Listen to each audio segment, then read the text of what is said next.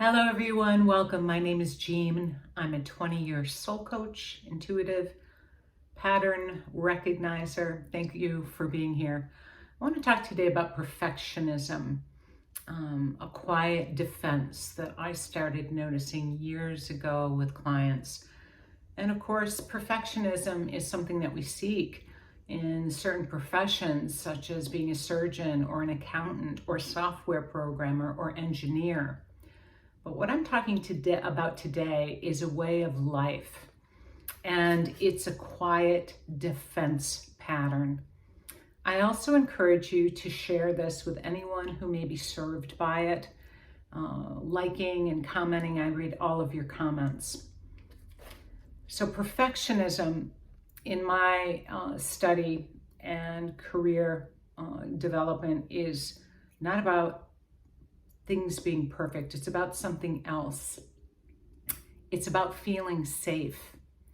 And I find it starts early in rooms where things feel unpredictable, where praise may have been rare or conditional, where criticism was perhaps sharp or constant, and where love felt like something you had to earn, where you may have been blamed for situations that weren't yours to carry, and where the adults around you were overwhelmed, unavailable, or lost in their own pattern. So perfectionism becomes a strategy, especially for children. It's like, if I can just get it right, maybe everything else will stop spinning or be less unpredictable. And what we call perfectionism is often a response to this very instability. It's a defense against chaos and a coping mechanism that is dressed up as discipline.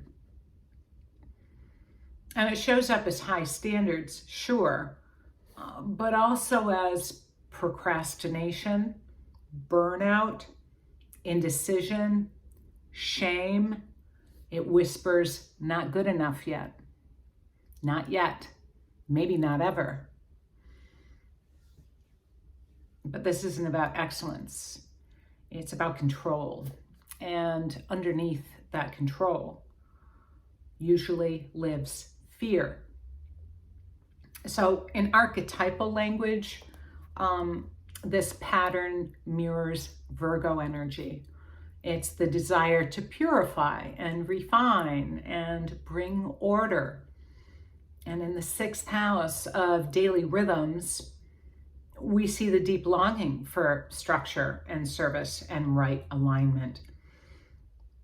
And when expressed with love, it creates beauty and trust and steady growth and foundation. But when driven by fear, it becomes rigid, self-critical, and anxious. So astrology isn't about causing perfectionism. It's about naming it. And it helps us recognize where we're trying to earn our place through effort. And perfectionism, for many, in my experience, is grown through the soils of trauma. Not always a capital T trauma, but sometimes it's subtle, being ignored or being expected to always perform, being praised only for achievement. So if love was tied to success, perfectionism becomes a survival strategy. And if mistakes were brought punishment or withdrawal, we learn to scan for flaws before anyone else can point them out to us.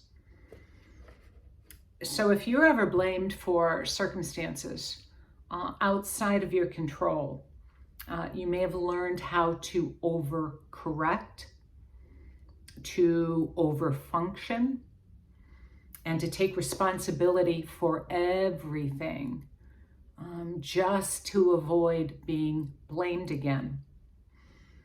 And for some, this pattern forms in households where addiction, untreated mental illness, or emotional volatility ruled the day. And when the adults aren't dependable, the child becomes the stabilizer. Many play this role. The child becomes the peacemaker, the one who holds everything together.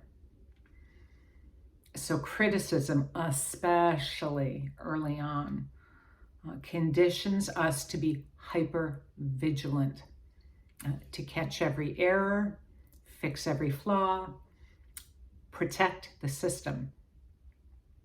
And the inner critic isn't cruel because it wants to be. It's just afraid. Afraid that if you let go, everything will fall apart. Afraid that if you're not perfect, you'll be rejected. Afraid that if you don't get it right, you won't be safe. So it judges, it tightens, and it over prepares. It controls, and sometimes it turns outward too. Because if we can't make peace with our own imperfections, we might struggle to accept them in others. And perfectionism absolutely spikes during times of great change, personally and collectively. And especially when stress is being activated, that old strategy can kick in. So we might double down on control. We might seek clarity, certainty, neatness. But the more we tighten, the more life resists, and the harder everything can become. So healing perfectionism doesn't mean giving up on quality in your life. It means giving up on control as a pathway to safety. Instead of defending the boundary is another way to look at it, as the sentry going around the perimeter ready to defend. We can start listening to the field, and we might learn to harmonize within our environment rather than managing it.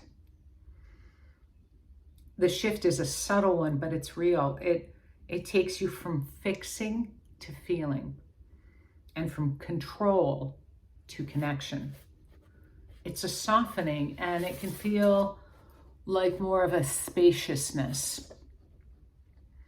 And we stop trying to prevent every problem, and we start becoming the kind of person who can respond with clarity when life shifts. I find this is often evident in many sensitives, many empaths. This is where hypervigilance lives too, always scanning the horizon for a perceived threat or incoming intrusion.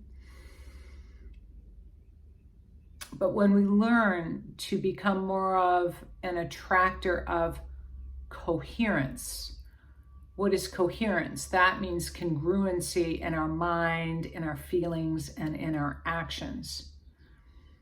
That's actually a stronger signal of safety than the hyperdiligence.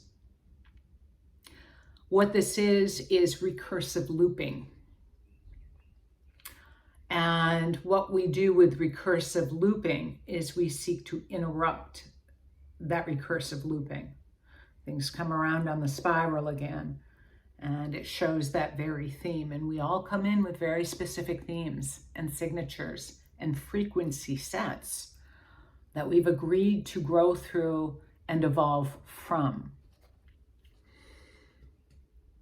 Because everything doesn't need to be perfect, but everything does need presence, your breath, your spaciousness, your congruency.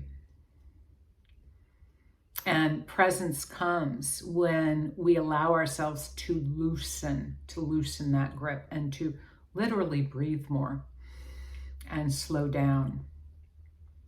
Because perfectionism isn't who you are. It's a pattern that you learned to stay safe.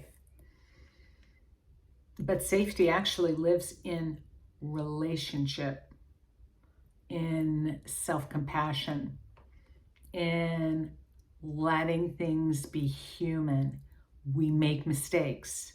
We make errors. And if that impacts someone else negatively, we acknowledge that. We perhaps apologize. We're in a state of evolution and growth. Perfectionism actually impedes that signal. And you don't have to earn rest. You don't have to prove your worth through flawlessness. What matters most is not getting it right. It's staying in connection with yourself and with others and with the moment as it is. Think of it as moving away from hard angles or squares or spikes into more rounded flow or circular energy that's fluid. It may not be perfect, but it's whole and it's healing and it's healthy. Personal sessions and the remembering portal I've created are invitations into some of this deeper alignment, gentleness, and wholeness. It supports the work that I've been doing for 17 years now in this public space. And I work through the lens of pattern recognition in your own life that are showing up as recursive loops, subtle sometimes, but repeating dynamics that really do hold the key to coherence. When they can be lovingly seen and unwound and interrupted, where we become more coherent and more congruent within ourselves, we start to ease some of these patterns. Take good care.